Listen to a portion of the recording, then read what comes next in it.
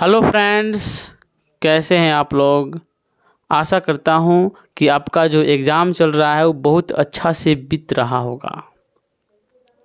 हिंदी का exam final हो गया, मैथ का एग्ज़ाम फाइनल हो गया, कल आपका संस्कृत का एग्ज़ाम होने वाला है। तो आप इससे डरिएगा मत, क्योंकि आपके लिए मैंने लेकर आया है गेस, एक ऐसा गेस जो पक्का पक्का आपके एग्ज़ाम में छप रहा है।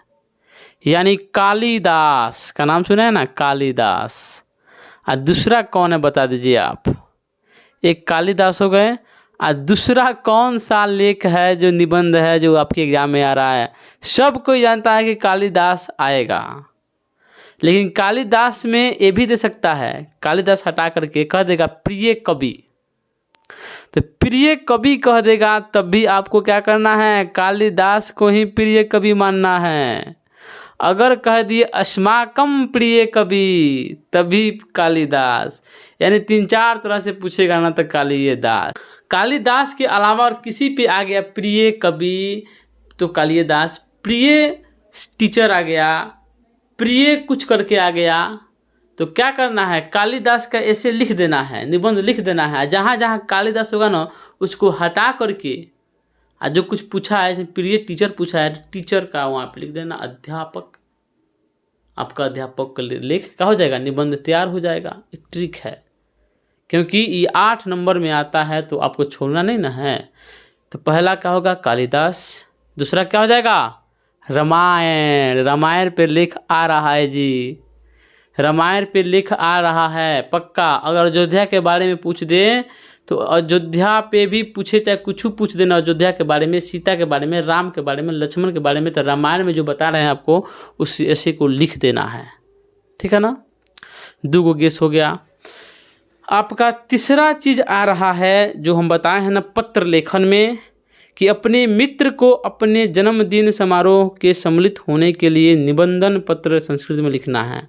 अभी बता रहे हैं, पहले आपको बता दें। देखिए आपके बोर्ड पे दिखाई दे रहा होगा, महाकवि कालिदास पूछ सकता है या फिर प्रिय कवि पूछ सकता है। तो आपके सामने जो दिख रहा है ना बहुत बड़ा है, लेकिन आपको 7 गो या 8 गो लाइन याद कर लेना है, देख लेना है कौन कौन लाइन हमसे याद हो सकता है। सरल सरल लाइन को ढूंढ लेना है।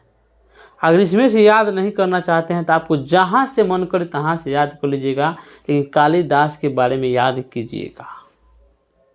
नीचे देखिए आपको दिखाई दे रहा होगा रामायण। तो ये रामायण जो है ना, अगर देखिए रामायण पे पूछता है तो इसको लिख दीजिए, या फिर रामायण के बारे में जानते हैं तो लिख दीजिए, ठीक है ना। और अगर वाल्मीकि जी पूछता है ना, देखिए इसमें दिख रहा है कि रामायणम महर्षि वाल्मीकि ना वीर चरित्रम अस्ति रामायण श्री रामस्य चरित्रम वर्णम विद्यते, दिख रहा है ना।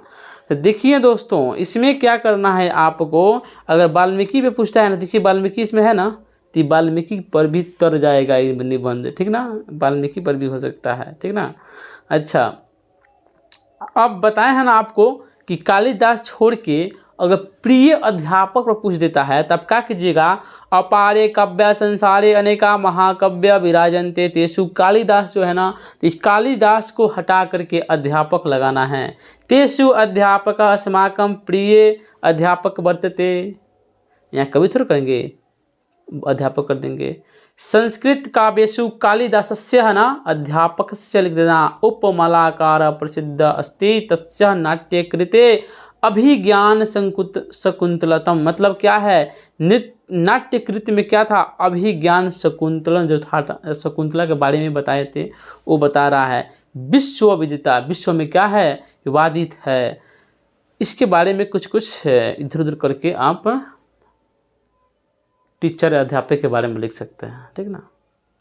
क्योंकि एग्जामिनर जो होता है ना बहुत चालाक होना चाहिए, होता भी है, ठीक ना। तो थोड़ा सतर्क से लिखना है कि आप बुझाए नहीं लगे कि हाँ जो पूछा गया है बच्चा उसी के बारे में लिखा है, ठीक ना।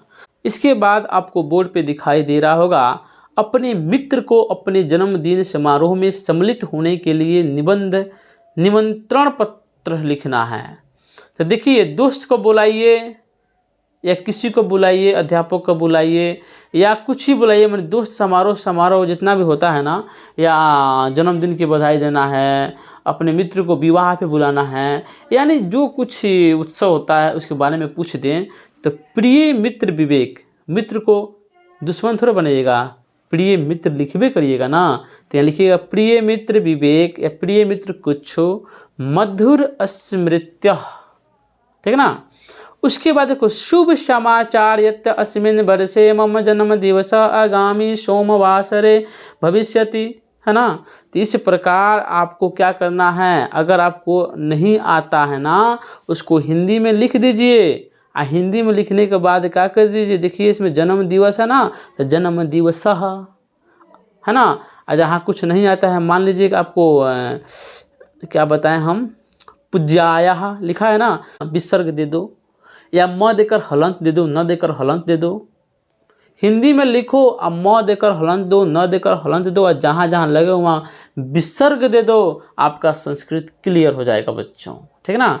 और नीचे देखिए कितना सुंदर लिखा है, ऊपर पहले परीक्षा भवनात् डेट लिखा है, फिर नीचे देखिए तो मित्रम आशीष, थोड़ा डिजाइनिंग में लिखिएगा ना तो क्या होगा, कॉपी चेक करेंगे ना जो अध्यापक उनको लगेगा कि वाह डिजाइन तो लिखा है, पूरा कुछ दिखता नहीं है लो, ठीक ना। नीचे आ जाइए, देखिए अपने पिताजी के पास संस्कृत में एक पत्र लिखें जिसमें वार्षिक परीक्षा में प्रथम श्रेणी में आप सफल हुए हैं का वर्णन हो। पिताजी के पास, चाचा जी के पास, मामा जी के पास, बड़े भाई के पास, बहन के पास लिखना हो तो इसी टाइप से लिखिएगा कि अस्मादरणीया पितृचरणाविंदा समादारम प्रणामा, ऐसे लिखना है।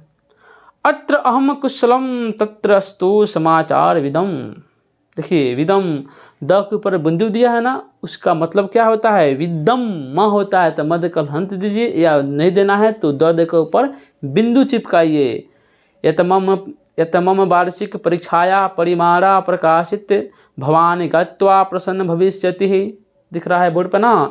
यत अहम परीक्षायां प्रथम स्नानम प्राप्तवान सफला समाचार मातरम भ्रातृन् भाग्निश्च श्रवायत भवान पूजनीया मातृवर्णियो मम प्रणाम संतो भवदी, क्या है भवदीय आज्ञाकारी पुत्र लिखना है, उसके बाद कुछ कुछ लिख देना है।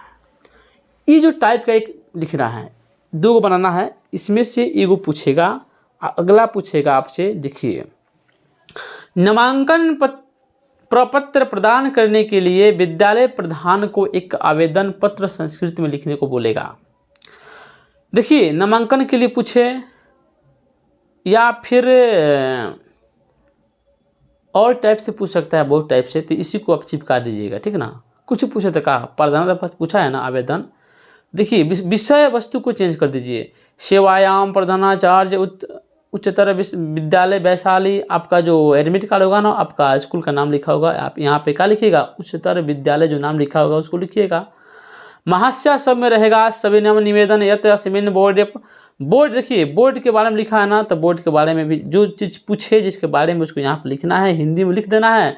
आज फुल स्टॉप दे देना है, फुल स्टॉप नहीं सॉरी पूर्ण विराम देना है, कोमा देना है, विसर्ग देना है, म देकर हलंत देना है, न देकर हलंत मिलाना है, सबकी संस्कृत बन जाए, ठीक है ना। ऐसे में लिखना है कि सुनील तो सुनीलः, कुमार कुमारः, हाँ जी ऐसे।